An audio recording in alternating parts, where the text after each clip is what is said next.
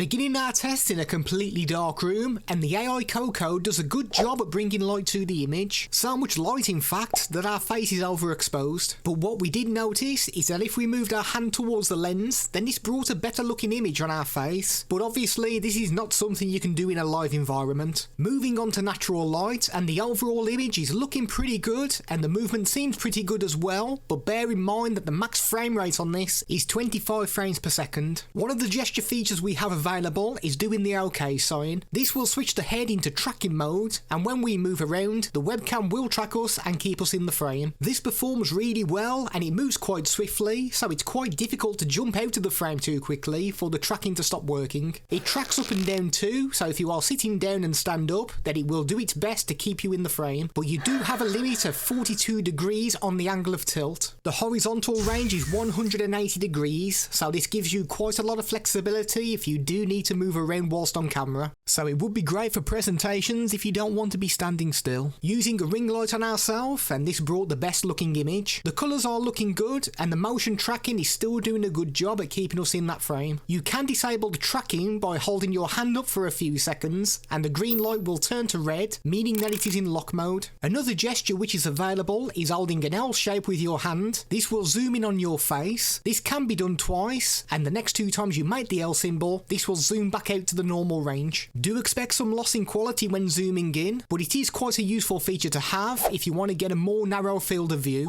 One more gesture which is available is holding your hand up for 5 seconds. This will put the Aicoco watermark on the screen in the top left corner. If you do the same gesture again for 5 seconds, this will remove it. Sitting in front of our PC using our ring light, and you can see that the auto settings really do struggle with the exposure on our face. But when we do turn on a light behind us, then this removes all the glow from our face and produces a really good looking image. We can manually configure the exposure in our OBS, and this is something that I would very much recommend doing, as it will give you a better final result than what you get with the auto settings. Bringing a small object towards the lens, and it loses the focus very quickly, so you will want to be at least a foot away from the lens for the best quality. Removing a green screen using OBS, and this did a pretty good job. We did have to move the slider slightly to improve things, but overall it wasn't bad. I would once again recommend using the manual settings for this, as we get really exposed using the auto settings. 1440p and 1080p look very similar, so you would be able to drop the resolution down and not worry about it not looking clear, and a lot of streaming platforms will limit you to 1080p regardless. This is a microphone test using the inbuilt mic of the Aicoco webcam. This is the kind of audio you can expect.